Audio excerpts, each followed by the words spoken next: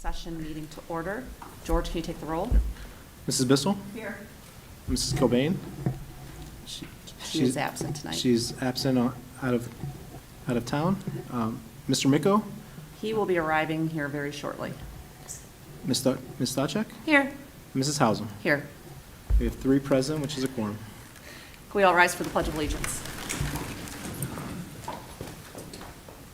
Pledge allegiance to the flag of the United States of America and to the republic for which it stands, one nation, under God, indivisible, with liberty and justice for all.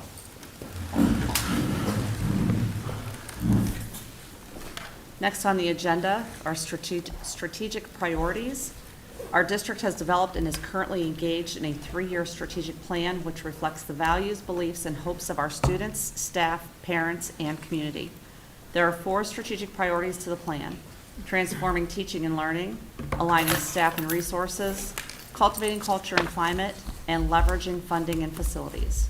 Our strategic priorities give actionable focus to our district's purpose and mission and guide the work of our strategic plan. Next, we have public comment. There are no slips for public comment. Item C, approval of minutes. Motion to approve regular board meeting minutes from April 25th, 2024. All district video and audio recordings will be a permanent part of the minutes. We're going to go out of order here a little bit and come back to the 5-year forecast once Mr. Miko gets here. Dr. Ribe, I'll turn it over to you. Yeah, we'll go down to item F, which is the business services report. So be it resolved upon the recommendation of the superintendent that the operations manager be authorized to purchase software for the visitor registration system from Raptor Technologies not to exceed the amount of $30,258 for 3 years of service. And you can see in parentheses how much that'll cost throughout the agreement.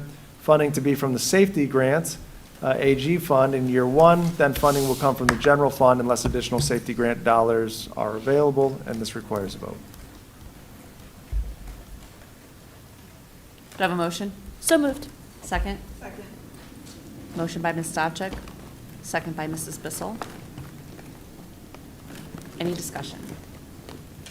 Do you want to give us some background? Sure. So we have a visitor management system. So this is when you come to any of our buildings on the iPad, you scan your license, you put some information in, and it goes through a variety of databases to ensure that anybody that's coming in through the secure vestibules is actually a parent, has a purpose to be there, and is safe. And so we have decided to go with a different visitor management system. We're currently with Envoy. We've been there for a few years.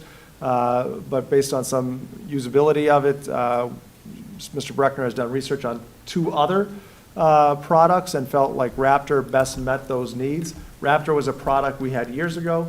It was kind of just coming out with visitor management. So in terms of the functionality, the user interface for the visitors, as well as it provides the same level of security and background and references against the lists to keep folks out of the building that shouldn't be in the building. So we feel this is a good product for our visitor management system moving forward. And it'll be up and running for the new school year? It will actually be up and running later this month, pending the approval. So Envoy, the contract ends in May, and so this will be replacing it, so it will be up and running before the school year's over. Oh, great. Yeah. Great. Any other questions? All right, George, you want to take the roll? Sure.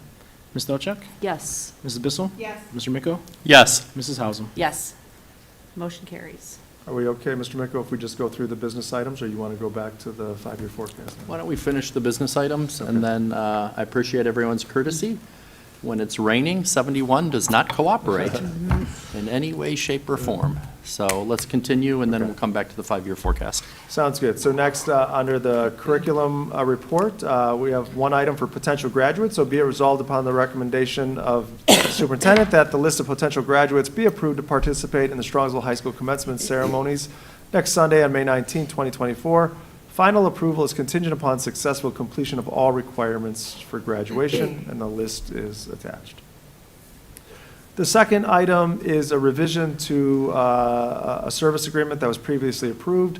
So Be it resolved upon my recommendation that we revise the agenda from December 7th, 2023, as stated there, that there's a new total amount that has been increased to $17,664.53. And again, these are pass-through funds for Holy Family School. Any questions on curriculum? I'll then turn it over to Jenny for the Human Resource Report. Thank you. Under Human Resources, of the following items for your consideration, we have the resignation of an administrative staff member, resignation of a certificated staff, resignation for non-certificated staff, retirement for a certificated staff member, appointments for certificated staff, and finally, unpaid leave for a certificated staff member. And that concludes my report. And so I do have a discussion item under my agenda, but we'll get to that after the 5-year forecast. So Mr. Miko, I'll turn it back over to you. Thank you. It is that time of the year. Twice a year, we do have to approve a 5-year forecast. Much has been discussed about our 5-year forecast recently. It is not a perfect tool by any means. You don't have to go far to find people who find fault or criticism of our 5-year forecast, but it is the tool that we have. And while it may be an imperfect tool, it is the tool that we have, and it is the tool that we must, by law, use. And every 2 years, or twice a year, every 6 months, we need to review it. And then as a board, we need to approve it and submit it to Columbus, and that's part of our job. So we take it seriously. And like I said, none of these tools are perfect, but it is the tool we have. So we'll we'll engage in the process as well as we can and as honestly as we can, so that it is as good a tool as it can be for us as we make our decisions. With that said, nothing occurs in a vacuum. We were on the ballot twice for a renewal of an existing levy. We did not earn the support of the community twice, and so as a board, we need to decide what to do for the upcoming November election. We do have some deadlines on that. So this, in my mind, is the beginning of the process. The 5-year forecast is not going to make decisions for us on what we as a board decide to do, but it certainly will inform those decisions, and it will be part of the basis for the board to make those decisions. And so the board doesn't make those decisions in a vacuum. We have some seats available and open, and with the concurrence of the board as a whole, we sent out some invitations. We sent out invitations to our finance committee, which makes sense. We sent out invitations to our facilities committee, which I think works in tandem with our finance committee. And we sent out invitations to the Strongsville GOP's finance committee. I don't know if we've ever done that before, but we've done the invitations because it's important that everyone has an opportunity to be heard. So I'm just going to pause and thank the people in the audience. And if there are any representatives from those committees who want to join us now, and/or if questions come up. This is a public meeting. We have Mr. Benson recording it for us, and he is always challenged to make sure any questions and answers are recorded and heard well. For those in the audience, along with those watching at home, along with those who watch these meetings over and over again on YouTube. So again, at any time, any of those members of any of those committees, if you do want to join when we get to the question and answer period, please join us at the chairs available. And at this point, I'm going to turn it over to our treasurer, Mr. Anagnostou, and we are ready for the 5-year forecast. Thank you, Mr. Miko.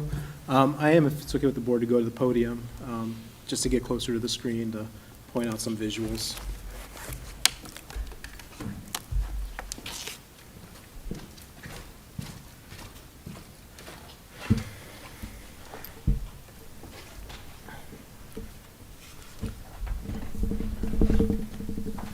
And as Mr. Miko stated, thank you to all that, from the various committees that were able to join us tonight.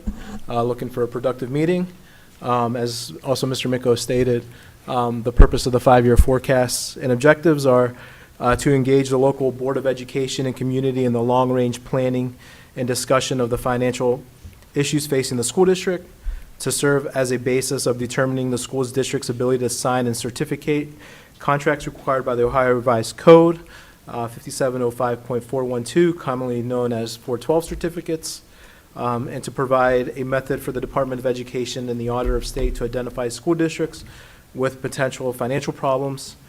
The forecast methodology, this forecast is prepared based upon historical trends and current factors. This information is then extrapolated into estimates for subsequent years. The forecast variables can change multiple times throughout the fiscal year, and while cash flow monitoring helps to identify unexpected variances, no process is guaranteed. The intent is to provide the district's financial trend over time and a roadmap for decisions aimed at encouraging financial stability and sustainability. As Mr. Miko said, no model is perfect. It's kind of an imperfect tool, as the information here can change tomorrow or whenever as the variables change as we receive information, but they're prepared with based on the most current, and the assumptions are based on what we have available at the current time and what we know. And also at each month end, at the second meeting of each board, the second board meeting of each month, I'm also comparing on how we close the fiscal month, or the month of the fiscal year in comparison to the 5-year forecast and how it's trending out the rest of the year. So we are monitoring it month to month and looking at any variances that occur throughout the year. The forecast contains four contents: the major assumptions, then the general fund revenues, general fund expenditures, and then the 5-year forecast summary at the end. The major assumptions, our first largest revenue category is property taxes, and a particular drive that is the collection rate. And what that is, the county sends out the bills, and then those bills are collected through the county and sent to us. Not 100% of the bills that are sent out are paid, so we factor in a collection rate. We factor in a gross collection rate, which also includes prior year delinquencies. The forecast assumes a 98.46% gross collection rate, which is the 3-year average of calendar years 2021 through 2023. The gross collection rate did increase to 99.26 in calendar year 22 compared to 2021 of 96.85, and has stayed consistent in calendar years 2023. So if that trend continues, then property taxes might be a little bit higher than what's being forecasted. Another factor into the revenues is the assessed valuations. For a current year, we normally receive those at the end of December. For collection year 2024, what we're in now, the total valuation is $1,883,471,000. During collection year 22, that was a triennial budget year for Cuyahoga County. Residential values increased by 15.74%, and commercial values increased by a net of 1.59% through the valuation. However, commercial values decreased by 2.2% through change in class, for a total decrease of 0.61. During collection year 23, residential values increased by 0.48%, while commercial values increased by 1%. And collection year 2025, which is next collection year, in December, we'll receive new valuations. The county started doing meetings throughout the county. 2025 is a 6-year update year for the county. There's the 3-year update and then the 6-year update. The 3-year update happens in between of the 6-year update. And what they try and do is bring the values back up to the market values of the homes. In conversation that I have with Cuyahoga County, the numbers haven't been released yet, but they are telling communities throughout the county to expect anywhere between a 25% to a 30% increase in values. I'll get to how that impacts the the tax rate in a few slides. But the forecast does now assume, based on those conversations, a 27% increase in valuation. We'll receive the actual number, hopefully by the end of the summer, going into the fall, and what that is. But right now, based on those preliminary conversations, we have put a 27% increase for the valuations. That's just for residential. For commercial, the forecast assumes a 2.38% increase in commercial, which is based on the average of the last two 6-year updates. And then the last triennial update occurred in tax year 2021. The next triennial update will occur in tax year 2027, which is 3 years from now. And the forecast assumes a 10% valuation increase in residential property for the next triennial update. And that is based on historical averages of the previous triennial updates. It's based on conversations that I've had with the county auditor's office, and then also in other professional developments that I've been sitting in with other treasurers. They're anticipating that these values are going to continue to increase as the home market remains hot, and if the Fed implements any rate cuts, they're just anticipating for home values to continue to increase. And then public utility. During collection year 2023, the values increased by 6.39%. During collection year 2024, public utility increased by 1.14%. The forecast assumes an annual increase of 5.52% increase, which is the historical average from tax years 2024 to 2023, a 10-year average. As I stated, with the 27% increase in the valuation, how does that impact homeowners? The first thought is values are going to increase by 27%, or my tax is going to increase by 27%. Is the district going to receive that much more revenue? The answer is not really, due to House Bill 920. As values, as you can see in the chart, as values increase, the tax rate decrease, so we're still getting the same level of funding as we have received from previous years. We will see an incremental increase in inside millage, as that is not applied to House Bill 920 and the effective rate. This graphic here shows historical data versus increases, assessed valuation increases, and then how it impacted the tax rate. So in tax year 2018, there was a 10% increase in valuation, and currently in tax year 2018, there was a 7.72% decrease in the tax rate. In 2019, there was these are tax years, so in tax year 2019, there was a 17% increase in the tax rate. That was for the 2019 renewal levy. Then in 21, there was a 15% increase in the values, and then currently there was an 11% decrease in the tax rate. So as the tax rate has been going up, as the values have been going up, the tax rate has been going down. And then the projected district values versus the tax rate. In 24, projecting a 27% increase in valuations, which would drop the effective rate by 17.91%. And then in 2027, a projected 10% increase in values, which would drop the tax rate by 7.35%. And then finally, this chart here shows where the full tax rate is, the effective rate, and the floor.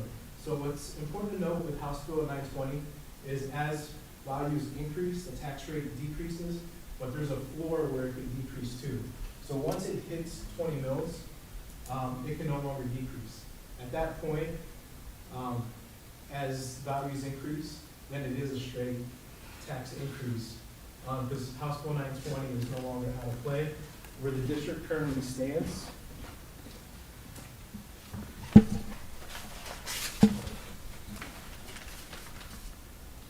is our full voted rate is 83.68 mils. We are currently at 35.66 mils in residential effective rate mills, with the 27% increase in valuations. That'll drop that rate by 6 mils to 29.27%, or not percent, 29.27 mils. And then in 2027, with a 10% increase, the effective rate will decrease to 27.11 mils. So as the values are increasing, we're getting closer to that floor. It's a trend that's happening around the state where as values have been going up throughout the state, some areas a 50% increase, they're hitting the floor. And then as those values continue to increase and those districts are hitting the floor, they are seeing larger tax increases because of it.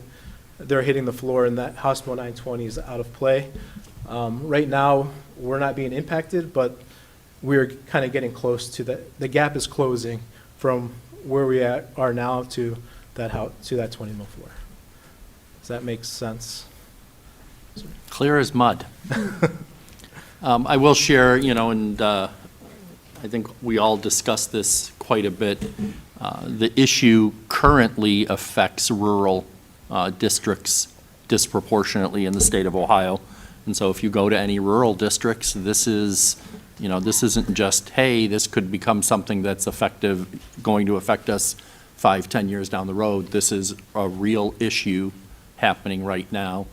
Historically, if you look back, House Bill 920 was passed in 1976, which is a historic period of high inflation. And so the legislature felt compelled to respond to it and created House Bill 920, which in effect kept those increases, mitigated those increases, created an incredibly complicated, difficult, and convoluted system that is very difficult to explain. You have inside millage of 10 mils, you have a 20 mil floor, you have reduction factors, you have all of those things. The one thing I find fascinating is if you look at what the voted millage is, the voted millage in Strongsville is over 80 mils, which means over time, whether it be the school district, fire, property tax levies, the library, our metro parks, county health and human services, all of those add up to 80 mils. But because of inflation and increases in valuation and House Bill 920, our effective tax rate is 27, 28, 29. We're currently at, before the impact of valuation, we're at 35.66. So more than, again, the effective millage has been cut more than half. But if you pay attention to what's going on in Columbus, this is a real issue, and it would be very surprising for the legislature not to respond in some way. Right. No. And then just to clarify, this chart here is just school district tax. And also to that, what's happening across the state, House Bill 920 is not in play consistently throughout the state, in the sense of some school districts are impacted by House Bill 920, others are already on the floor. So when you hear of certain counties where they're getting a 50% increase in tax value, and then that school district or their tax bills are going up by 50%, it's because they're on the floor. Where other communities, there's still room for them not to be on the floor, so as values go up, their effective rate goes down. But the gap is closing for us, and this bar graph assumes that the renewal levy is in play too. So if it's not, then it just brings it closer to that floor. Any questions? Anyone else?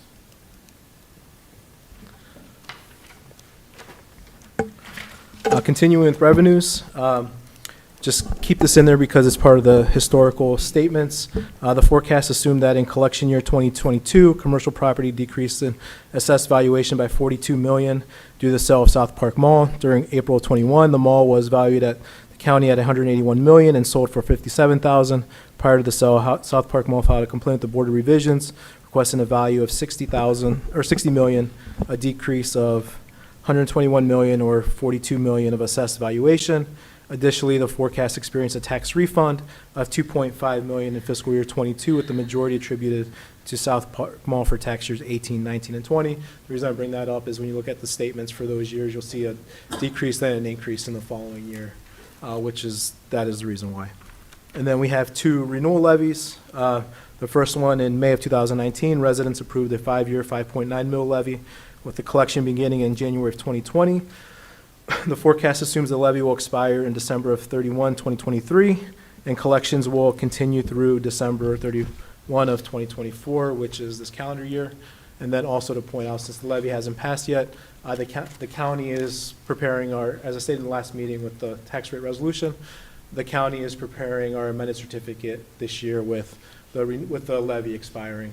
So assuming it's not there, so when we receive our certificate, half the levy will be there, as the last half of the calendar year is the first half of the fiscal year for 2025. And in November of 21, residents renewed a 5-year, 6 mil levy with collection beginning January of 2023. The forecast assumes the levy will expire in tax year December 31, 2026, and collections will continue through December 31, 2027. State funding, beginning in fiscal year 22, the state implemented a new funding formula, the state fair funding formula, and with the beginning of this fiscal year, there was a new biennium state budget. For fiscal year 24, we saw an increase of 574,000 and 405,000 in 2025 for a cumulative increase of $979,000. And as of now, the district is still considered a guarantee district in this fiscal year and beyond. With the state funding formula, there is restricted aid. This year, we're receiving about $764,000 in restricted aid. Next year, it will be decreased to $489,000. The reason for the decrease is we received $244,000 of one-time funds for the textbook ELA adoption. It was a subsidy. And then the remaining amounts, $243,000 for success and wellness, $37,000 for career tech and English language learners, $54,000 for disadvantaged pupil impact aid, and $183,000 for gifted education. And this is a new slide that I've put in the forecast. It's the changes between the November forecast compared to the current forecast for May. Overall, for revenues, for this fiscal year, our revenues are about $1.5 million better. Property taxes contribute to $651,000 of that. The first line, general property taxes, $753,000 netted against tangible personal property of minus $117,000. The difference there is, one, the collection rate, and then also for the tangible personal property tax, we had forecasted a 6% increase in values, and only a 1% increase occurred. And with tangible personal property, there's no effective rate, it's just based on the actual tax rate. State aid, an impact of $69,000. We received the one-time funds for restricted aid, and then our unrestricted aid decreased by $207,000 for the transportation reimbursement. And then other revenue, about $728,000, $500,000 for interest, additional interest. We're going to finish the fiscal year close to $2.5 million, and then catastrophic costs is about $100,000 more than what we had estimated, at close to $600,000. For the out fiscal years, next year, $838,000. A good portion of that is increase in interest income, and then 2026, about a $2 million increase. $1.2 million of that is the new values occurring, the gain from the inside millage. That will gain from there. And then 2027, about 1.2. Again, the difference there is the gain from the inside millage. And then in 2028, it's a combination of the gain from the current inside millage plus the 10% projected increase in values for those years. Expenditures. Any questions on revenues before I move on to expenditures?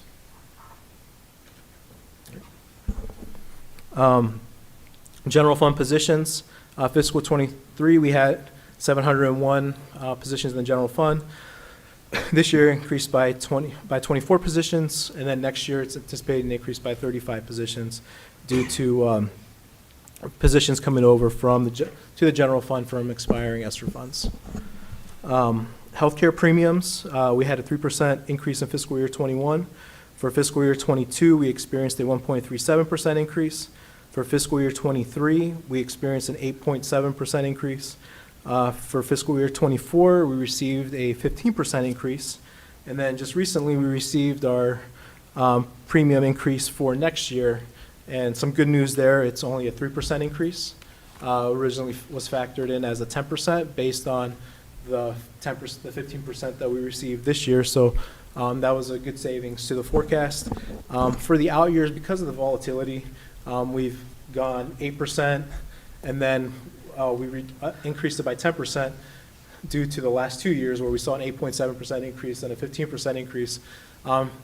This time just using a 5-year average just to see how close that works due to the volatility.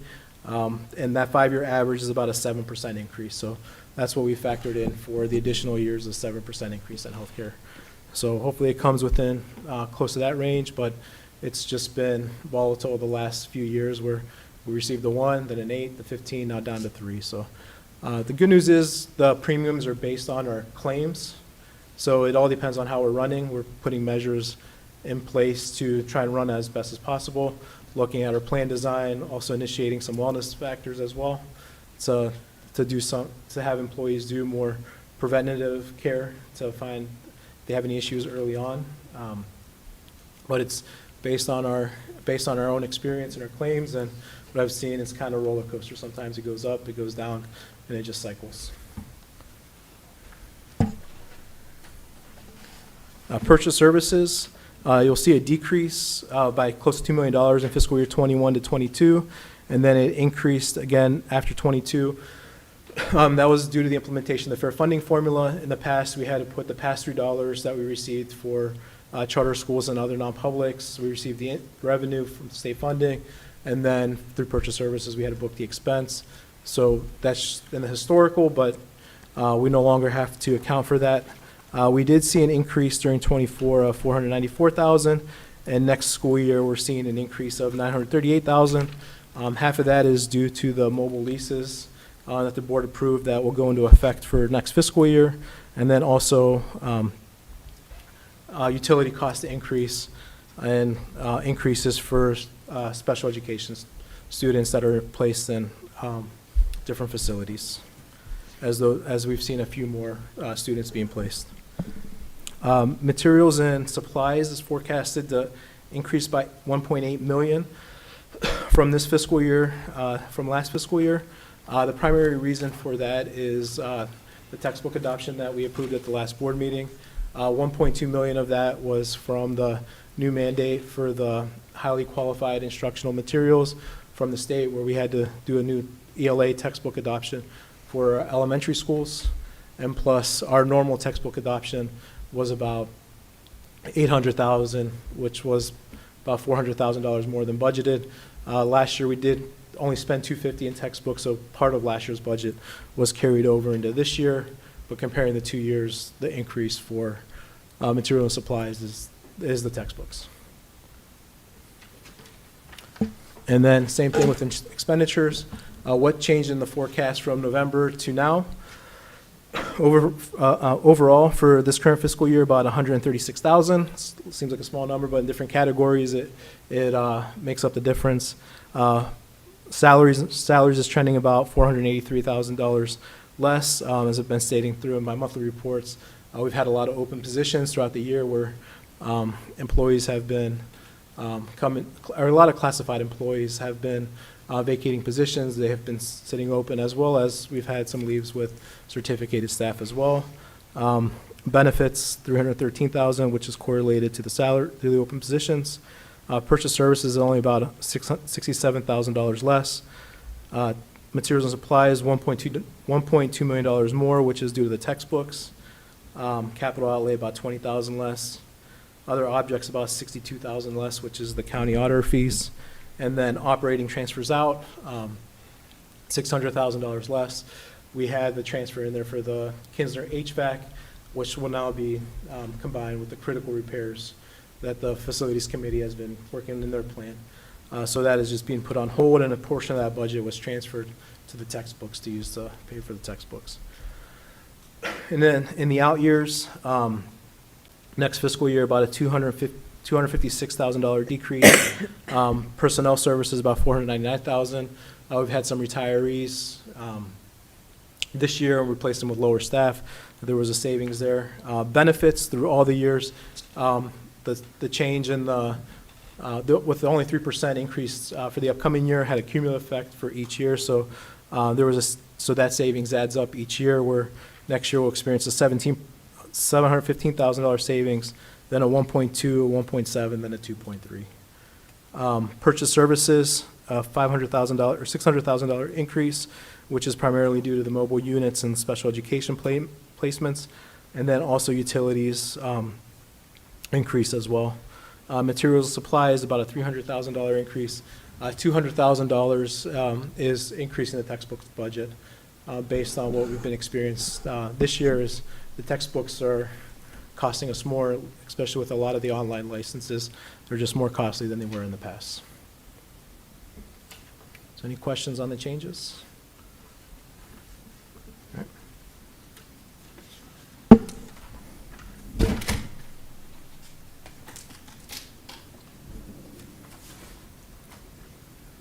Moving on to general fund revenues.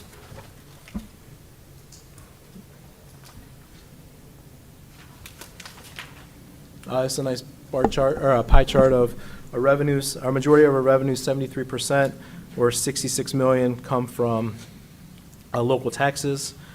18% come from state funding. About $9 million is from the fair funding formula, and then $6.4 million is from the state share of the local taxes, which is the homestead and rollback credits, and then 9%, or $8.3 million, is from other operating revenue. And then how it kind of looks year over year. Between last year to this year, the revenues were overall slightly higher, and then this is without renewal. So as you'll see, with the renewal levy coming out, that the property tax revenues will decline. State funding will slightly incline, and then other revenue will decrease by $610,000. And then this kind of shows it as with the renewal levy in there, where revenues will have a slight growth based on the property tax increase for the value for the inside millage. This chart that I like, it was part of our five-year forecasting tool and presented it last time. It kind of looks at growth in revenues versus inflation. Historically, our average growth in the five-year forecast period, our average growth in annual revenue was about 4.48%. It's primarily due to the 2019 levy. The average annual growth is 3.46%. Over that same period, the annual inflation rate, the CPI, is 6.12%. So we're under that. And then the five-year projected average increase, or annual increase in revenue, or average annual increase in revenue in the five-year forecast is 1.6. The average growth is 1.23%, and the predicted annual inflation rate is about 3.6%. So our revenues are staying consistent while the inflation is increasing. And then these are just the graphs with the revenue sources. 2024 revenues, or property for local taxes, about $61.6 million. And the 2025 is about 61.6, kind of consistent. 2026, the growth for the inside millage to 63.3, 2027, 63.7, and 2028, 64.6, assuming that the renewal levy is approved. If not, it's the orange chart that, or the orange part of the bar graph that would come off. Public utility, as the increases there are the historical increase of the 5.52%, which is factored in the forecast as well. State foundation, The decrease in 2022 is due to the pass-through dollars due to the change in the funding formula where the pass-through dollars are no longer part of the forecast, or part of our revenues, and then there has been some slight growth with the implementation of the state funding formula, where this year we received $400,000, next year we'll receive another $400,000, and then the out years, it assumes the same level of growth.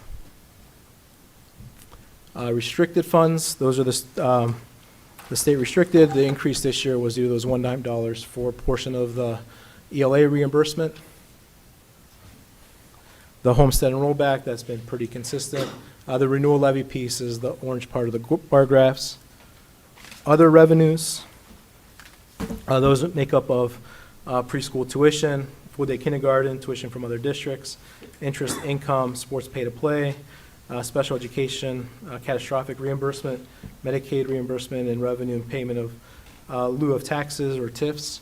We saw an increase this year as our interest income is about $600,000 more than last year, about $2.6 million. For next year, I have it about 2.2, and then slightly decrease in the out years. The reason for the decrease is from what I hear from our advisors, that the Feds are supposed to make 3 rate cuts this year and future rate cuts as well, and with a possible decrease in fund balance, that we might see a decline in interest revenue based on the rate cuts. So we'll continue to monitor that and make adjustments as necessary. Other financing sources, the increases in the past years, those were due to BWC refunds and rebates. Those were one-time dollars. The amounts for the future years, those are for advanced returns from other funds that we do at the fiscal year for reimbursable grants. We can't end, those funds are reimbursed a month after they're spent by the state, and we just can't end the fiscal year with negative balances, so we have to do an advance out to those funds. When they receive those dollars, we advance them back in, and it's in this line here. Any questions on revenues? I do, George. Yeah. Your CPI, your guesstimate, Yeah. where do you come to that number? Brett, let me ask you, so that we get it on the record. All right, so I'll wait till the end. That's my question.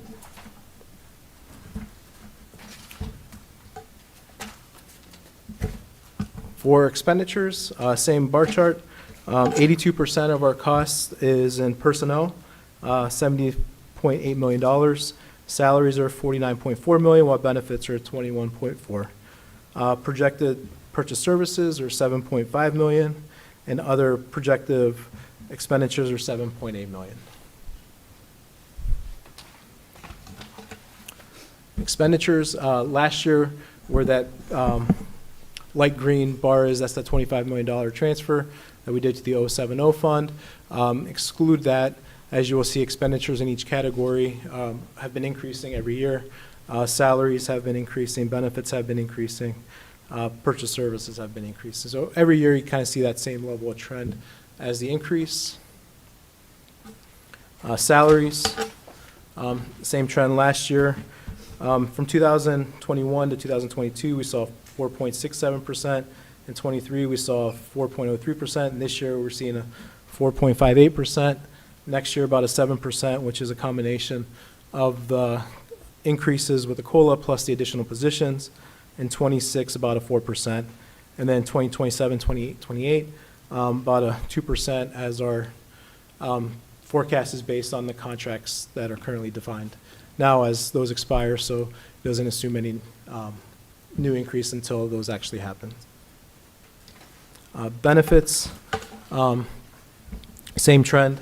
On 2021, we had a 1.7% increase based due to the percent of healthcare. 2022, 4.67. 23, 6.67. This fiscal year, 24, an 11% increase. 2025, 10%. A lot of it has to do with the new positions coming on, plus the 3% of benefits. Then 26, a 6%. Then the 2 out years, a 5% increase.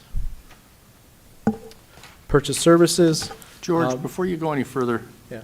as far as salaries and benefits are concerned, can you go explain your process for computing that? Do you just take an average and multiply, or how do you actually do that? No, so I go by person to person.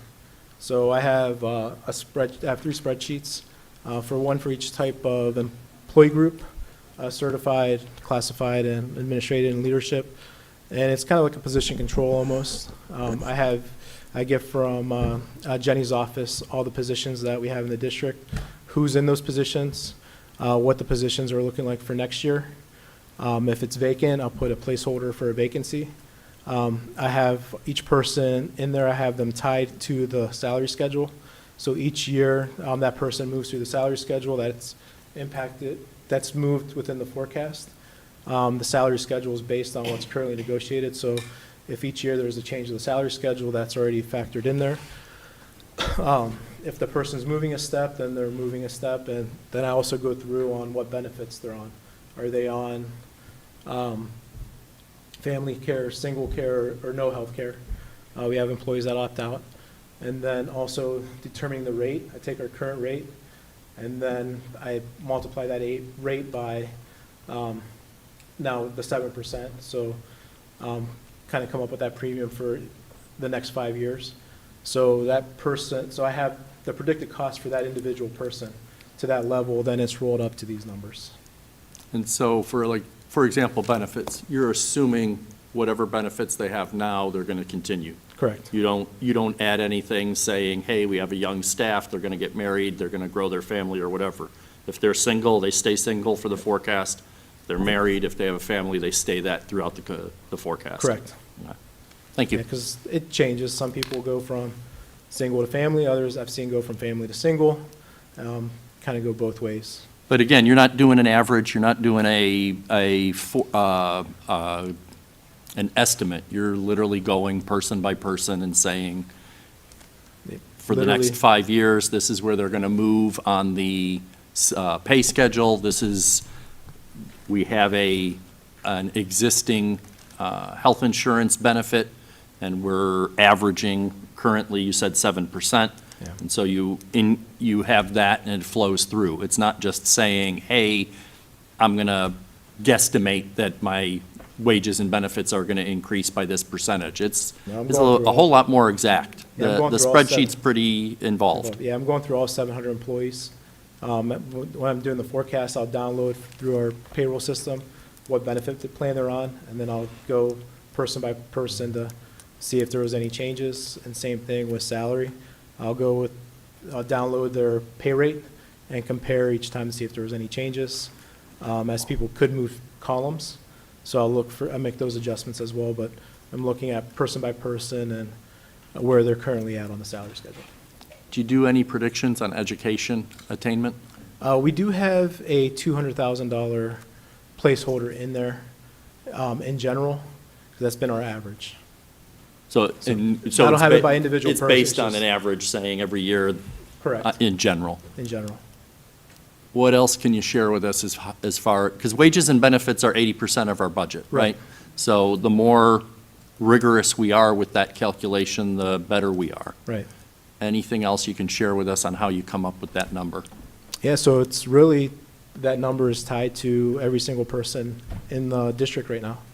If there's a vacancy, like even now, we have known retirements for next year. So I've taken those known retirements. They'll get 3 pays for next fiscal year, as our pay is stretch pay. They'll be paid during June, 2 payrolls in June, and, 2 payrolls in July and 1 payroll in August.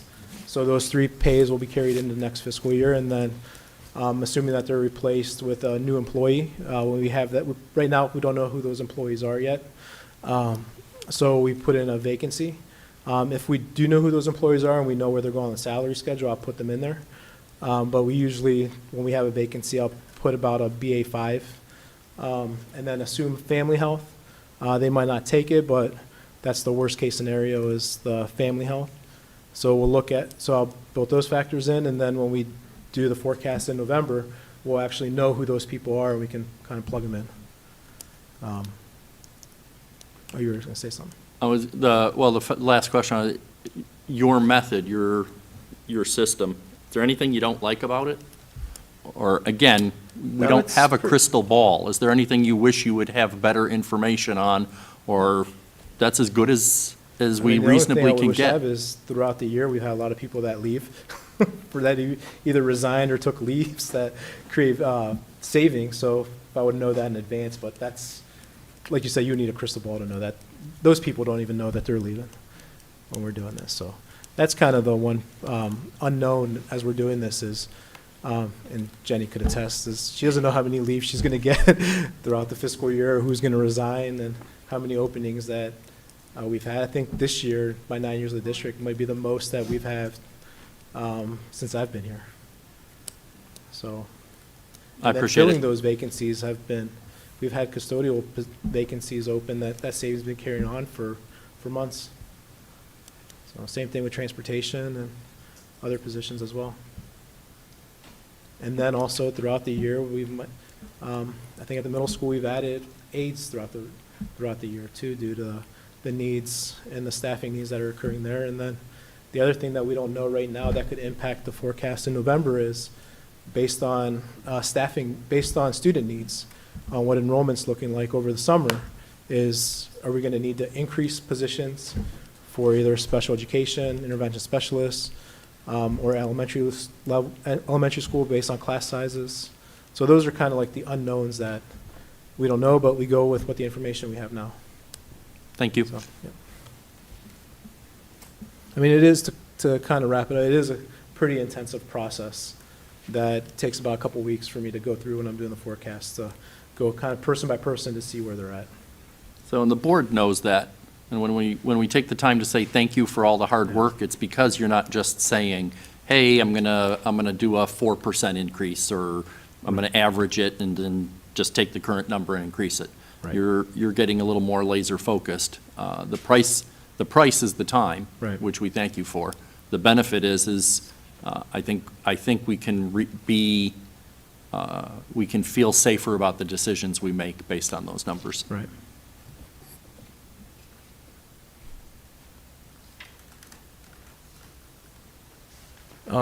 So purchase services, the decrease in 2022 was due to the change of the fair funding formula. And then the increase in the out years were the increase of services going up in 2023. We had a 12% increase, or $789,000. This year, about a 7% increase, or $494,000. Next year, $938,000 increase, and that's half of that is due to the mobile unit lease that will be coming on, and other increases for related services and utility increases and the risk insurance increase. And what makes up purchase services are utilities, contracted transportation, risk insurance, CCIP that the students take, special education placements, legal fees, occupational therapists, and our nurses. Those are the bulk of purchase services. Materials and supplies, the big increase this year is the textbooks that we've kind of just talked about. Looking at about close to $2 million in textbooks for this year, and then next year we'll see a decrease, and that decrease again is due to the textbooks, as they were just a one-time larger expenditure for this fiscal year. Capital outlay, kind of consistent year over year. In 25 to 26, there is about a $107,000 decrease. We had increased the technology budget by close to $200,000 this year and next year for a PC monitor refresh throughout the district for teachers, and then also our phone systems needed updated as well. So that budget will go back to where at previous levels in 2026. Our general fund debt, we do have a debt that expired this year. That's out of the general fund. In 2008, we had a House Bill 264, which was, at the time, those were popular for electric improvements. The final payment was in December, so that's off our books. And then our last debt payment that's in the general fund is from a 2006 school improvement, which expires of December 1st, 2035, and that was for renovations at the preschool. Other objects, the The expense there is $1.3 million. The biggest expense is close to $1 million for the Otter County auditor fees, and then about $168,000 for our bus and road insurance. Transfers, the big one that sticks out is a $25 million transfer from last year. The rest of the transfers are for our food service fund, our uniform school supplies fund, our termination benefits fund, summer school, we've been increasing that, our annual turf replacement, and the athletics. General fund summary. This graph that I like, it kind of just shows where revenues are in comparison to expenditures. Total revenues for this fiscal year, total revenues are about $4.1 million higher than expenditures. Next year, expenditures are about $1.2 million higher. 26 expenditures are about $2.6 million higher. 2027, about expenditures about 4.6, and 2028 about $6 million. And this assumes with the renewal levy. Without it, then that just orange graph is slightly higher. To summarize, this year, if the revenues and expenditures play out, we'll finish the year with about $4.1 million of revenues over expenditures. That will be a $48.1 million unencumbered balance. When I present the 5-year forecast to this, when I submit the 5-year forecast to the state, we have to assume that the renewals are not renewed, and then they're added back on the bottom. So if not renewed, next year we'll have a $6 million expenses over revenues, which would decrease the cash balance to $42 million in 2026. The full renewal will be out, as next year will only be half a renewal. About $12.3 million, expenses over revenues of 29.8. In 27, that'll be about $14.4 million of expenses over revenues of 15.4 million. And then 2028, we'll have a gap of $20 million with a we'll end the year, which we can't, but predict a deficit of 4.6 million. And then adding the renewals back in. And I will add in 2028, it's just not the current 2019 renewal, it's the first year that the other renewal that we have will come off the books as well. And then if we add the renewals back in, next year we'll have a deficit spend of 1.2 million, then 26 of 2.6 million, 27 of 4.6, and 28 of 0.6, and ending in 28 with a $33.7 million cash balance. And this is just a graph that we've shown over time to kind of just summarize the two different comparisons with the renewal levy versus not the renewal levy. So as you can see here, with the renewal levy, we'll have 2028 with 35.7 million, and then without it, and this is before encumbrances, we'll be deficit spending by $12 to $20 million, and then 2028 will be a deficit of 2.5 million. Just to kind of summarize before we wrap up, Strongsville City Schools has maintained an operating surplus since 2011. As a government entity, our school district is required to operate in the positive. Operating a deficit could result in the following declarations by both the Ohio Department of Education and/or the Auditor of State's Office of fiscal caution, fiscal watch, or a fiscal emergency. To be removed from one of these categories, the school district must demonstrate fiscal stability by eliminating current deficits and avoiding future deficits. So what that means is before they eliminate anyone from, and this isn't just school districts, from any government entity that's declared in one of these positions, what that means is they must eliminate any current deficits and avoid future deficits, is what they want to see is in these out years. Surpluses, not negatives, before they release them from one of those categories. At the close of fiscal year 23, the ending cash balance within the general fund was $46.1 million. During fiscal year 23, through the work and recommendation of the district's finance committee, a group comprised of local community members and business professionals, the Board of Education adopted a new cash balance reserve policy to address minimums and maximums with the general operating fund. During the adoption of this policy, the board approved the general operating fund transfer of $25 million to a capital projects fund for future capital projects. And then the May 2024 5-year forecast for the general operating fund for fiscal year 24 estimates revenues of $90.3 million and estimated expenditures of $86.2, This equates to the estimated revenues over estimated expenditures of $4.1 million. And additional budget details could be found on our monthly reports on how we track the forecast to our month end. And kind of stayed in that first part about fiscal caution, fiscal watch. One of the benchmarks they use is where you're at with cash, and then also revenue surplus or shortfall based on percentage. As we start deficit spending in those future years, we fall into that yellow section of the bar chart, which to them would raise a flag of caution. We wouldn't get identified to them yet unless we hit one of those pink or red areas, and this assumes with the renewal levy. So without the renewal levy, we would dip in one of those red categories, and we'd be on their radar. Cash balance policy, kind of touched on it.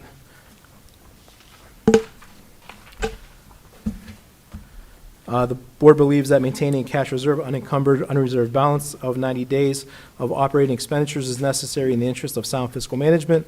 The board affirms that tax levies must be pursued and/or district finances otherwise managed to ensure a general fund, operating fund, unencumbered, unreserved cash balance equates to at least 90 days of operating expenditures. Further, when a general fund cash balance exceeds 150 days, the superintendent and/or treasurer may recommend the funds be transferred to an approved 070 Capital Projects Fund for future capital improvements as approved by the board. The transfer must be approved by the board and cannot result in the general operating fund cash balance falling below the 90 days in any year of the rolling 5-year forecast. So how we're doing in that benchmark, cash days on hand with renewals. In 2022, we had about 305 days when we made the recommendation for the $25 million transfer. Brought us down to 211 days. This year, if the cash balance stays where it's at, we'll finish the year of 213 days, and then in the future years, as we begin to deficit spend, it'll be 196 all the way down to 131 days in 2028, so above the 90-day benchmark. Looking at that, if without the renewal, as the chart on the left, the green is with is the cash balance with the green in the renewal. The yellow is without it, so you can see how that gap increases in the out years. And then in the graph to the right is the cash days without the renewal. Next fiscal year, we'd have 177 cash days versus the 196. And then you'll see as it gradually decreases in the out years, where 2028, looking at a slight deficit. In 27, we'll be at 66 cash days, which is below the 90-day minimum. And then this is the last slide. Necessity of cash balances in Ohio. School officials must plan and monitor district cash flow as they practice responsible stewardship. The district's 5-year forecast is an informed prediction on how long the revenue expense cycle will maintain a healthy cash balance. The revenue of surplus or deficit line within the 5-year forecast provides a picture of the district's changing fiscal obligations over time, pointing to the need for a fund balance in the preparation for future expenses. Reasons why a district may carry a cash balance at the end of the fiscal year. One is cash flow. Main sources of revenue is property taxes, which is received 5 out of the 12 months of the fiscal year. Need a cash balance to sustain the low cash periods of December, January, the first payroll in February, the month of June, and also the first payroll in July to meet the obligations in those months. As for those that have been here in the lean years of 2010, 11, and 12, the district was borrowing, making short-term loans to make payroll obligations as they received that first tax advance in February. So it kind of cycles. We only receive property taxes 5 times out of the year. A small advance in January, a larger advance in February, and a small settlement in March. And then July, a small advance and a larger settlement in August. Then you have to make that cash last throughout those remaining months until the next advance comes. And December, January, and early February are low months, as well as the end of June and beginning of July. Levy cycle, since levies are limited to a fixed dollar amount, tax revenues may not keep up with increases in operating costs, particularly when expenditures typically increase 3 to 5% annually. Expenditure volatility, staffing needs. Over the past 2 years, the general fund staff increased by 40 positions due to increasing enrollment, coupled with additional support for student needs. Healthcare, volatility there. Over the last couple of years, we've seen an 8.7% increase, a 15% increase, and then this year was a 3%. And then our credit score and bond rating. Over the past several years, the district's bond rating has received 2 credit rating upgrades from Moody's, from a AA3 to a AA1. As a result, the increased bond rating, the district was able to refinance outstanding debt at a lower tax rate, which reduced the district's debt obligation by $20 million, a direct savings of $30 per 100,000 evaluation to the taxpayers over the life of the debt. And that concludes the presentation, if there's any questions. I have one, George. I'm going to go all the way back to the beginning. I don't think you need to pull anything specific up, but you mentioned a couple times, like I averaged the last 3 years for one thing and one was 10. How do you determine how many years to use as to average? Based on the data that's there, like for example, the public utility, that's the one that took 10 years. And the reason for that is just more data there for that one. And it's kind of been consistent on how it's been increasing over that lifetime. For others, like a 5-year average. For the healthcare, I took the 5-year average. Really with COVID, it kind of skewed it, so I was trying to get away prior to COVID years, and this is just kind of looking at more of the current years as those have been more relevant for those. So just kind of the relevant of whether going 10 years or the 3 years based on that category. So there's not an industry standard, you just take what you have and Yeah, I just took work what I with thought it. would make sense. Okay, thank you. I mean, for the healthcare, the industry standard, they told me to take the 8 to 10%, which I've been doing that, and it's kind of been all over the place. So I was like, if it's going to be volatile like that, let me take the last 5 years and just see what it is for that. And I even asked our folks, hey, does this make sense? And they kind of agreed. It's kind of one of those things where it's based on our claim, so you never know what's going to happen with healthcare. I think from a principle, you know, the goal is to be as close as we can be without being too far in either direction. The consequences of being wrong, you know, if we underestimate, we then have expenses that we didn't anticipate. If we overestimate, we then have, you know, in a way, the temptation is if we overestimate, bully for us, we came under our estimate, but it also means that we're not getting an accurate picture. And as elected officials, our job is to make decisions based on an accurate picture. One of the things that I want to be real clear in the question, the assumptions have effects. So you're making predictions. They're, I think, informed predictions. Right. You know, whether they're conservative or controlled, you know, that idea you want, you know, in some instances you want to overestimate and you want the dollar amount to come in lower. When we estimate construction projects, we want to have the max, and we want those dollars to come in below, because the alternative is we can't pay for it, right? But in this situation, when we overestimate expenses, it means that the dollar amount at the end of the 5-year forecast is lower than it could be. Right. Which hopefully the arithmetic being taught in the elementary school, they would say, well, yeah, of course, you know, it's addition and subtraction. But do you have any comments on, are we overestimating our expenses, and therefore the ending balance is worse? Right. Are we overestimating our the ending balances? So let me understand the question. Are we overestimating as the ending balance worse? Let's do easy numbers. Yeah. You know, if I'm predicting I'm going to have $10 in the kitty in 5 years, but I'm expecting income of $10 and expenses of $9, I get there. But if I know ahead of time my expenses are actually going to be $5, I should be doing the $5 because then I'm not predicting I don't have any money left. Right. I'm actually saying, in a way, I'm cooking the books. Am I So- making sense? Yeah, so we're forecasting based on, the out years is based on our budget. And our budget is based on, as we mentioned, is 80% of salary benefits. So we've already talked about how that's calculated. Any changes there could have a cumulative effect. For example, like healthcare. Last time we had a 8% factor in there. It was 3%. So that had a cumulative effect.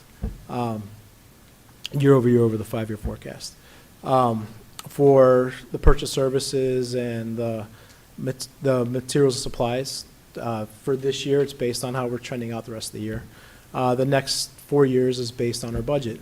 One, can we afford what we're budgeting? If we come under that estimate, if for whatever reason, I'm going to pick on Dave with technology, for example, we have budgeted $600,000 for Chromebooks. In the forecast, it has $600,000. Well, in 2 years, he might only spend $550, so we save $50,000. But at least we knew we could afford the $600. So we don't want to budget more than what we can afford. So in that sense, we're hoping to see savings as well, because you don't want to have it the other way where you're forecasting. You're forecasting, I don't know, $100 of revenue and $100 expenses, and then you bring in $90 of revenue. Now you have a $10 shortfall. With a school district like us, when 80% of our expenses are people, you can't make cuts during the year. So you'd rather be right with the savings or you'd rather be wrong with the savings versus wrong with an overage, because with that, in the lean years, that's hard to make up because you can't make reductions during the school year. Does that make that answer? That makes really good sense. I mean, we've said this a number of times different ways. If a school district, if Strongsville is in a situation where they have to make cuts, when you're a people business, there really is only one thing you can cut, Right. and that's people. Right. You don't have to go far in the news to look at Cleveland State, to look at Akron, to look at any of our higher education universities that Baldwin Wallace, they all have multi-million-dollar budget shortfalls, and the way they're addressing them is cuts to staff. Right. And if we were in that same situation, that would be what we would have to do. It's what we've done before. We've all been through that history. I will close it by saying once again, thank you. Mm-hmm. The 5-year forecast does take quite a bit of time. The time is well worth it because it gives us, again, an imperfect tool, but the tool, I don't want to say it's the best tool. I think we could come up with better tools, Right. but it's the tool we're required to use. And since we're required to use it, I appreciate that you take the time to make it as informed and valuable as possible. And then for the audience and for everyone else and for my fellow board members, we are in the best financial position the school district has been in that I know of, that I can remember, recent history, whatever you want to call. There are many of us in this room who remember and went through when we weren't in that condition. In a way, this is much harder to manage. It is much easier to manage. We're not going to buy that because we don't have the money. The challenge for the school board, the challenge for the district is, what are we going to do today? What are we going to do tomorrow? And what are we going to plan to be able to do 20, 30 years from now? And that is one way that I think the school board and the district doesn't look at this particular levy. Yes, we look at that levy. Yes, we have to make decisions on that levy, but it's not in just one levy. It's a continuum, and it's a direction that we want this district to go in. And that direction is positive, and, I will say out loud, everybody wants that direction, by and far. I don't think anybody's out there wanting to say, I want the district to tank. So any other specific questions, or else I'm going to suggest we've, Questions from the committee? yes. We have 3 committees here. Are there any questions you have of the forecast?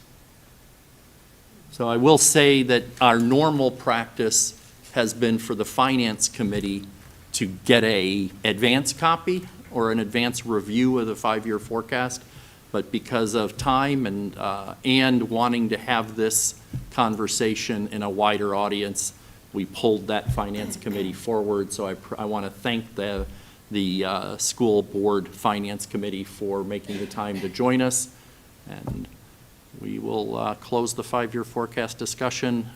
Next steps, we're going to vote on it at our next board meeting. Correct. To adopt it. Correct. So if anybody has any holes in it, you have 2 weeks to tell us.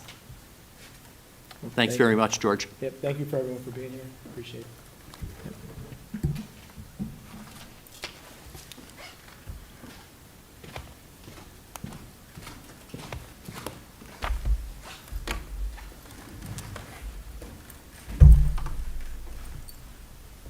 And with that, that concludes my report.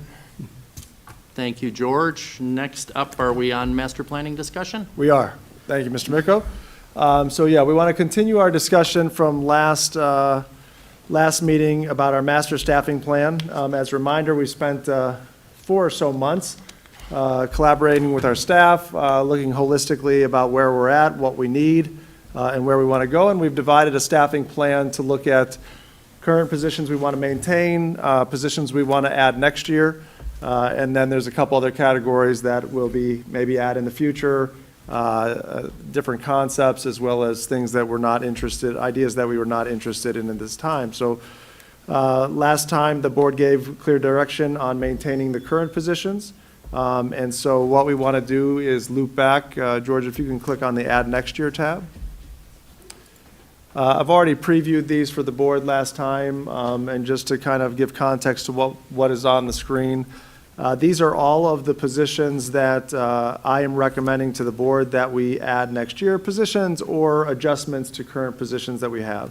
So again, just as a frame of reference and to give context to the conversation, altogether there were 75 staffing recommendations that were made. Of those that I'm recommending to add next year are 13 of those. So again, these positions and these recommendations were taken from the ideas that were shared from staff and filtered through a variety of thought processes to get it down to what we thought was necessary. So that 75 became 13 that are recommended in the Add Next Year tab. The couple color coding things that you see here, the rows that are highlighted in green are things that were recommended to be added next year, and we've already moved forward with those because of timing and necessity of those. So the preschool principal and the 2 intervention specialists at the middle school are in process to be hired.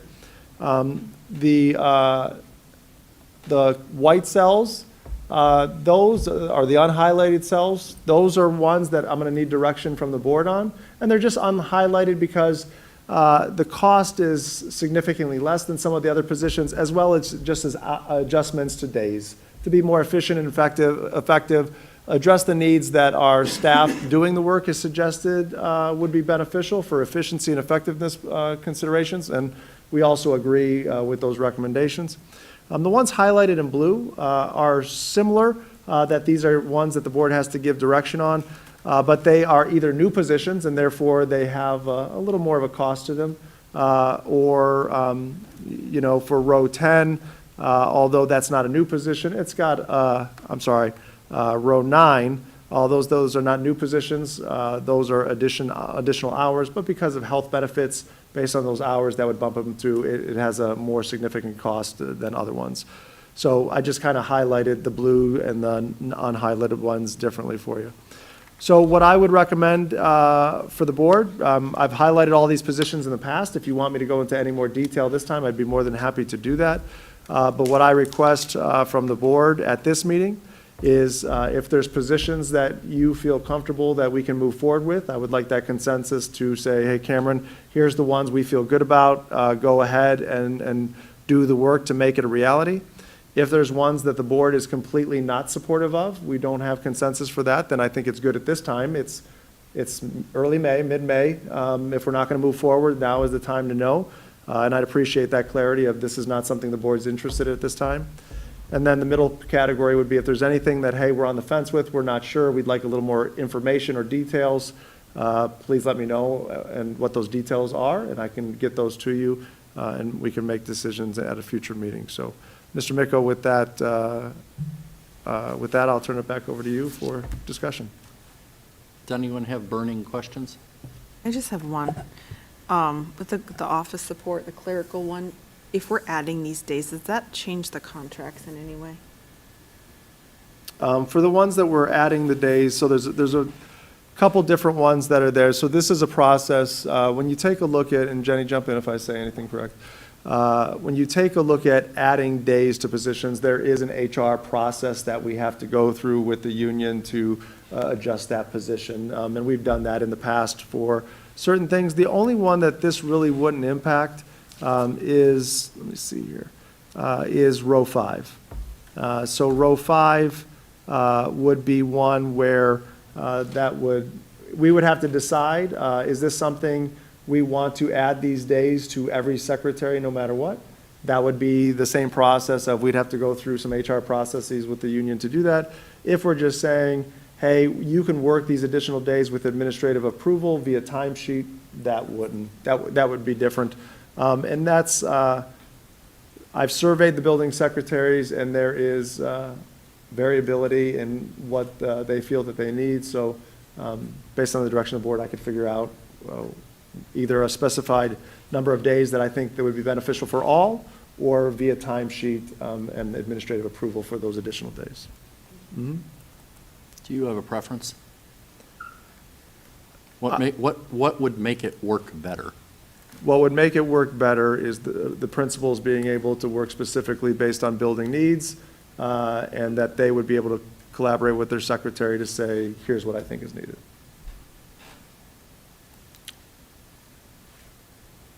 There's two easy ones here for me. Instructional coach, we already have that. We're just morphing it into what our current needs are. That's an easy one for me. I say make that change. Similarly with technology, it's my understanding, if I understood Dave correctly, we're already paying those employees extra over the summer anyway to get work done. So this makes sense. We're already doing it. Let's change the contract to match what we need anyhow. That's what I've got so far. I don't know if the question's for Cameron or Jenny. Tell me what a additional high school counselor and an additional middle school counselor is going to get me. Or better yet, is going to get our students and/or the parents of our students. So the first thing that jumps out to me for both buildings, high school and middle school, is, we have some regulations and some things we need to do with students at risk, and looking at that data and making sure that we are meeting with them on a regular basis these are students that we have certain criteria like attendance, grades, just engagement in the school. And I think that has been not able to be done on a regular basis. It takes time, to meet with these students and to go over plans and communicate with parents. And I just feel like that's been lacking, especially this year. To look at the data, we know who they are, but then to follow up and provide that extra support to them, I think has been lacking. So for me, that's one big one. I think the high school, I will commend Susan Harb and the counselors, the current counselors. They've done a wonderful job with adding that career component and creating some opportunities for students to be more engaged in careers and their pathways and provide them more exposure. to different things, but it's been done, you know, at a minimal level for all kids, I would say. There's certain groups that we've been a little bit more, paid more attention to, but I think for all kids, they really deserve more opportunities to explore the different options that they might have in the future, and I think that is something that the high school could definitely use. And then, I mean, I would say on a regular basis, we get, you know, student alerts, we get anonymous reporting of students needing extra help and assistance. I mean, it probably happens, I don't know, Cameron, we get those like once a week at least, where we're looking into different student needs, and it's just, it takes time. It takes time to call the parents, to meet with the students, to follow up, and I just think more attention can be paid to kids at risk and that need more help. So that would be my thought. Yeah, additionally, I would share that, you know, when I met with the counseling staff and talked to them, I talked to the high school staff, and Andy's worked with the middle school staff on my behalf. We've talked about if we're going to add these positions, we are not going to just redistribute the work by a larger denominator, an increase by one, that we were going to address needs that we have that currently are not being addressed because of the volume of student needs that are there. As well as the number of the staffing that we have. So some specific things that we see are lacking, in addition to what Jenny said, is we take a look at small group counseling support. So right now, we do a pretty good job at offering classroom-based counseling lessons at the middle school and high school, but we do not do a good job of providing small group supports and counseling, simply because of the staffing needs that are there. So some concrete things at the high school, in addition to what Jenny said, is Strongsville Academy is our online programming. Those students are the students that are at risk that Jenny's talking about, that really are individualized with their needs, so more time and attention to put there. They're looking at bringing back lunch and learns, bi-weekly lunch and learns with students on topics that are critical to them and their success. They have a teen mental health ambassador program that they're looking to expand.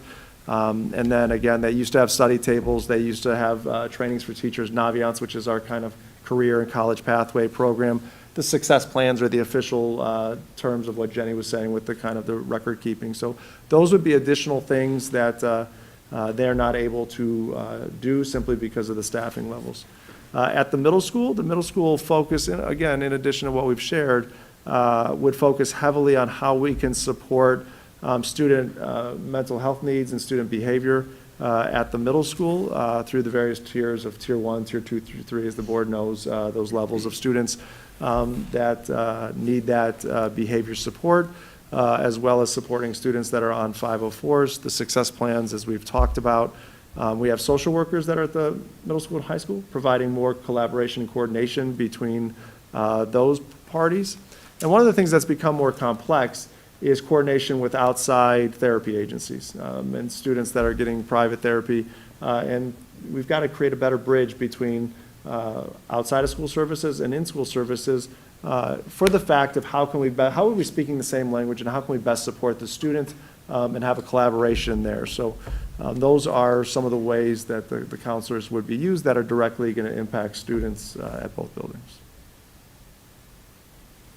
So going back to students at risk, is there, and everything doesn't have to be measured, someone told me, but is there a way to benchmark or baseline? Because if we're saying that we want to address these needs, is there a way we can benchmark it, whether it's, you know, number of referrals, number of students who need the services, et cetera, and set that benchmark now, so that 2 years from now, well, we'll do it next year, but 2 years to get a decent data set, we can say this is the benefit of having those people.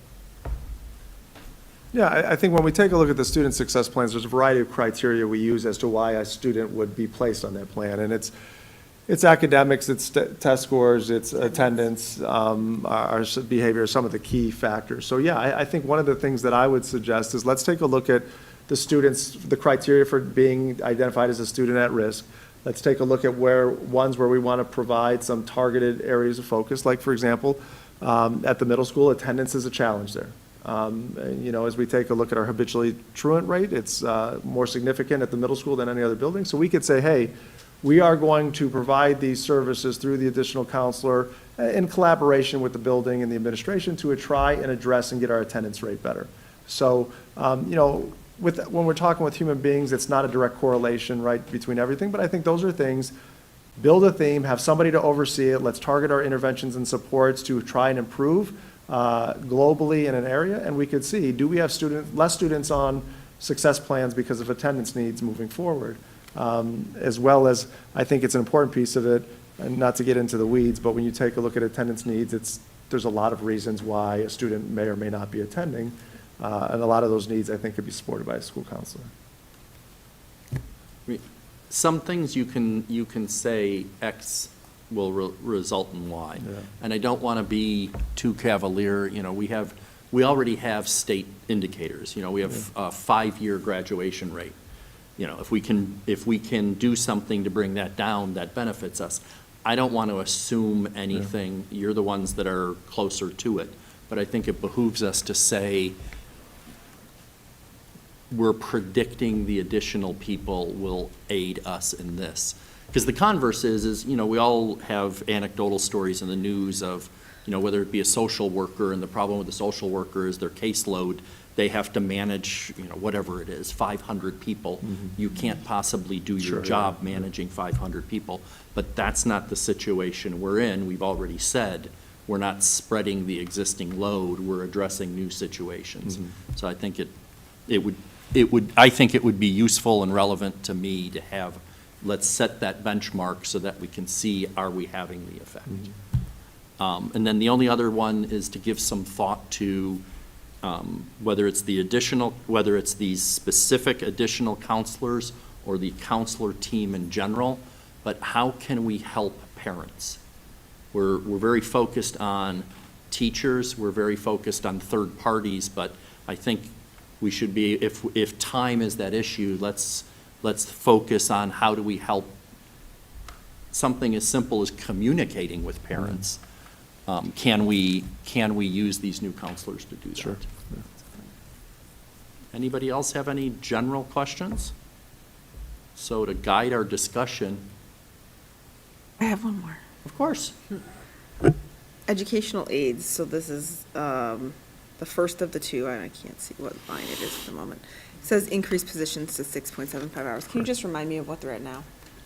They're all a little bit different. So Jenny, you want to talk to that? Yeah, so we've been slowly, per the contract, we're permitted to increase their time, like if needed. So, we've had certain situations in certain buildings where we've had additional students, at Whitney, we were a little creative with the educational aid. We couldn't find a monitor, so she took on those hours. So we didn't replace the monitor. So just to answer your question, I would say I think we have one at 5, one at 6. I found it, Jenny. Okay. Yeah. So they range. They do range. So yes, we have one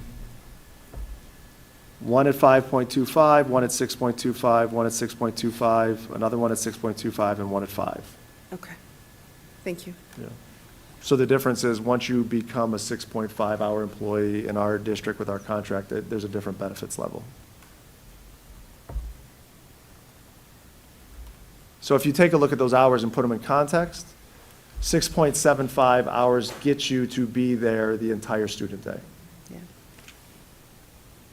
Yeah. I think with the mobile units, I won't call them trailers, with the mobile units that are going to be at the majority of the elementaries, there's just going to be additional needs because of traffic in general. Mm-hmm. Does anybody have anything that sticks in their craw that they can't support? I lied. Can you give me some background on the EL teacher and the need? Yeah, so we have, it's one of our largest growing populations of students here is our English learners. And so one of the things that we have seen is, based on that increasing student population and based on when students come here that don't speak English, they take a test, OTELA, Yeah. OTELA test.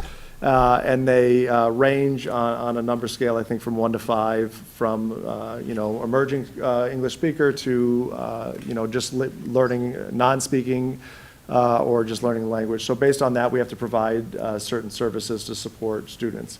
And there's specific teachers that need to provide those services, and they have to have a specific license to do that, to help build vocabulary, comprehension.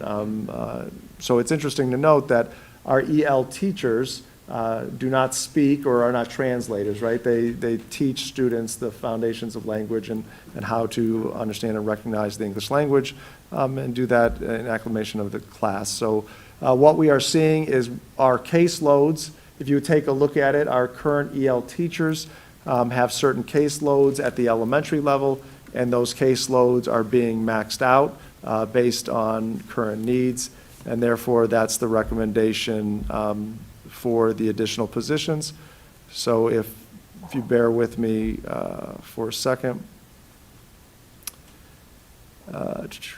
With the addition, right now, if we take a look at the secondary level, we are averaging, if you take a look at where we're projecting next year from here's currently about what we have to, based on using a metric like George to say, hey, every year we get an increase of 10 to 15% of students. So the middle school is ranging from services of students that they have about 45 to 60 student range. So with the teachers that are currently there, they're ranging in the upper 20s to low 30s per teacher. That's their caseload. If we don't make any changes at the elementary school and we keep with the 3 teachers, their caseloads are going to range from 60 to 72 students per teacher. If we add the 4th one, you're down to 45 to 54 per Aaron. That's a good, even though it's a high number, that's workable at the elementary school, and that puts you about in the, it puts you a little higher than the elementary school, but in the same range as the high school. And so based on where the student needs are and kind of the testing, that's what they've recommended. And based on the numbers, I think that's gets it into an equitable stance. Is the English language teacher, is that a state requirement, or is that a choice in how we approach it? I don't believe it's a state requirement. Okay. I'm just, and this is not something to discuss now, but I'm just, as our populations increase, at what point do we say maybe we have enough of a particular language that we need a different strategy? Or what have you? Yeah, I mean, sure. I still scratch, bottom line is I still scratch my head that we have someone who doesn't know English, and we have someone who doesn't know whatever that person's language is. Right. Google is a wonderful thing, so. I will also add, we also have Title III dollars from the state, they're federal funds that Aaron uses for translator services, and it's dependent on the specific language of the student. I just, again, well, George knows my background, and I know George's background. It's like, at some point, you have enough that you have a cohort, and you hire someone who knows the language to do a fast immersion. But that could be Pollyannish. Does anybody have any board members have anything they're unsupportive of? No, make it so. All right, I will. Thank you very much. Before I move on, if I may, Mr. Micko, I thought it's not on the agenda, but give an update on mobile units. Please. So mobile units, as you know, we have one currently at Chapman. Based on board direction at a prior meeting, we have 6 more mobile units coming. So that will put 2 at every elementary school, except Kinsner would have 1 and Whitney would have none because of the room utilization that's there. So as you take a look at the gifted units, the mobile units that are there, based on past board discussions, there was guidance of, hey, we would prefer that students are not out there all day. I support that recommendation. And we also made sure that there's no students that receive special education. There's no special education classrooms in the mobile units. So if you take a look at, I would just say like mobile unit 1. For all of our buildings that have 1 mobile unit, you're going to have gifted math in one of those classrooms. And to clarify, there's 2 classrooms and 1 mobile unit. So you're going to have gifted math in one of those. And then you're going to have a variety of different small group supports, Title I, EL services, things like that we've talked about. Kinsner is looking to use it for small group as well as band orchestra. They can coordinate the side so the noise won't be an issue. And then, the other mobile unit that we have, that's going to be at Chapman and Moraski specifically, they have a variety of different things that help alleviate space needs in the building. So if you take a look at gifted math and small group support, it's not opening up classrooms. It's moving supports that were in less desirable areas, vestibules, smaller rooms, principals' offices, things of that nature, in the vestibule, in the hallway, and moving them into a dedicated space that are best for kids. So as we take a look at all of the buildings, we're able to do that. We're able to meet the board expectations of kids not being in there all the time, not special education classrooms out there, and alleviate some of the congestion and less desirable spaces in the building. There's one building that I just want to loop back and have the board start to think about, and that's Sarar. So Sarar is a building where one of the things we talked about is, hey, if we're going to do 2 mobile units at the buildings, one of the things we may need to consider is expanding our parameters. Because Sarar is going to have 2 additional grade level sections that need a full classroom next year. Every classroom at Sarar is being utilized this year. There's no open rooms. Next year, we will be bringing back half-day kindergarten, which needs its own room, and we are adding a section of first grade, correct? First grade. So that's going to need its own room. So the question is, we need 2 full-size classrooms. Putting gifteds in the media center, small group supports are all over the place. That doesn't free up a classroom. Kindergarten and first grade are not going to go out in the mobile units. So one thing we discussed as an idea last time was 5th grade. And so 5th grade would be a good opportunity to go out in mobile units for a variety of the oldest kids, there's no bathrooms or water in the mobile units. And so, they'd be best to handle some of those things.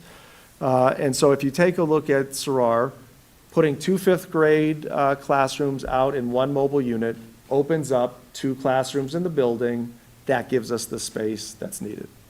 However, the challenge is that Sarar is one of our buildings that has moderate intensive, we support students with moderate intensive needs, and we have multiple classrooms, and we want to ensure that we have equitable classrooms for our moderate intensive students, as we do for students in the general education setting.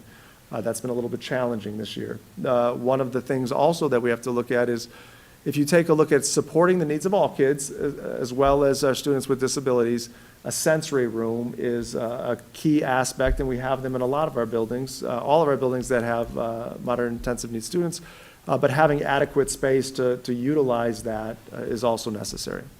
So there is a need to have a 3rd classroom be in the mobile unit to free up the space that's necessary for special education services, sensory room, et cetera. Make sense so far? So the question is this.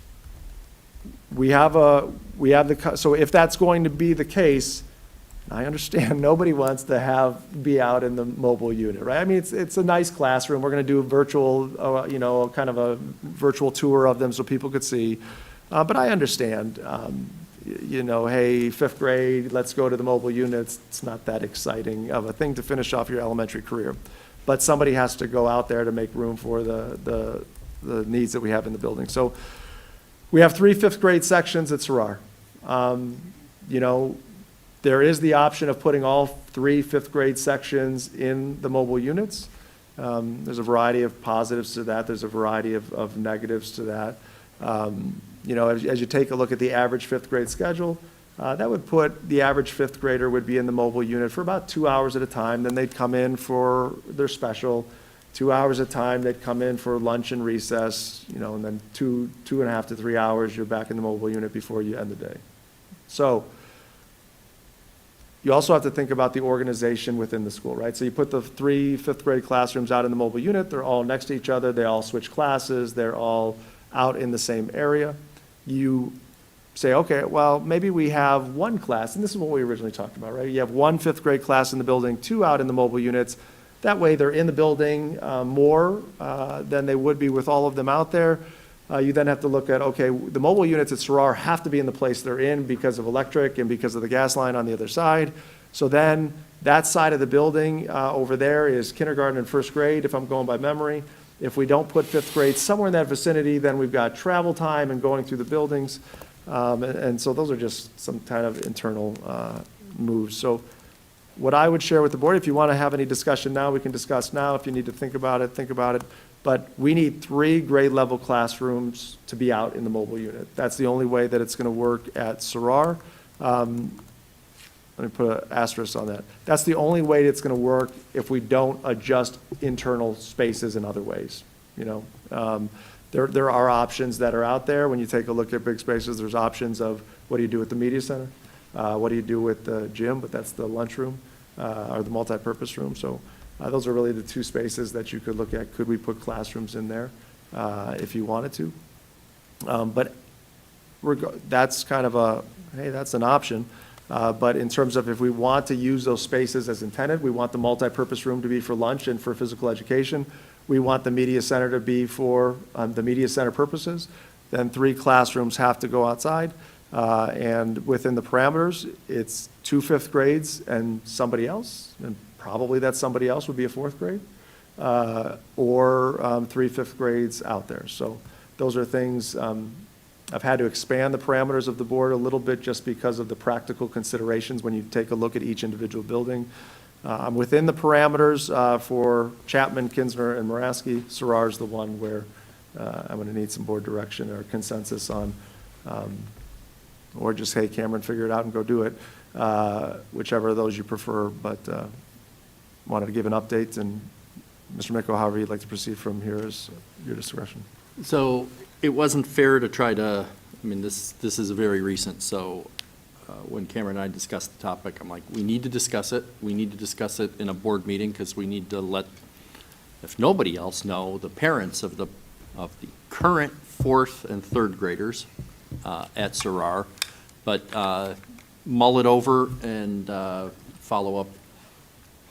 If there's any burning questions, we can ask them now, but I think we just need to mull it over, and, you know, Cameron's charge is to come up, if there are any options, to come up with those options. Yep. I mean, Greg's been a principal for how long? He should be able to pull a rabbit out of his hat before he leaves.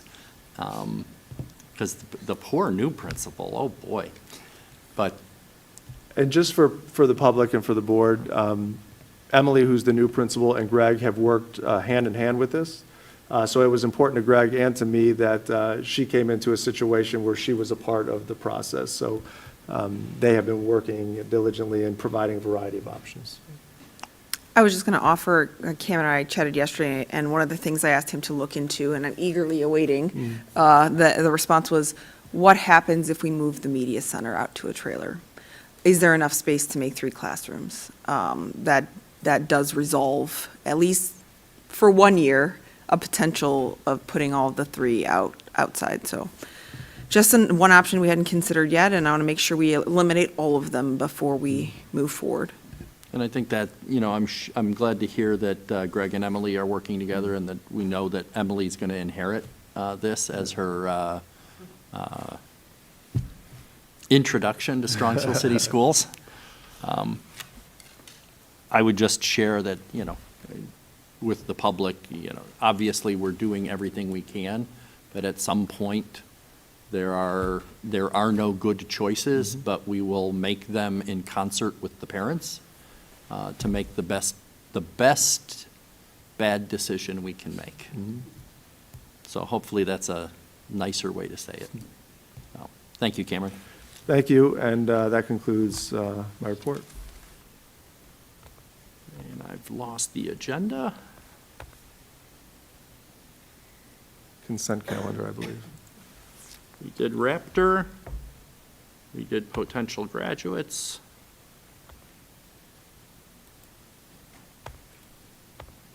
We had Jenny's report. But we are on the consent calendar.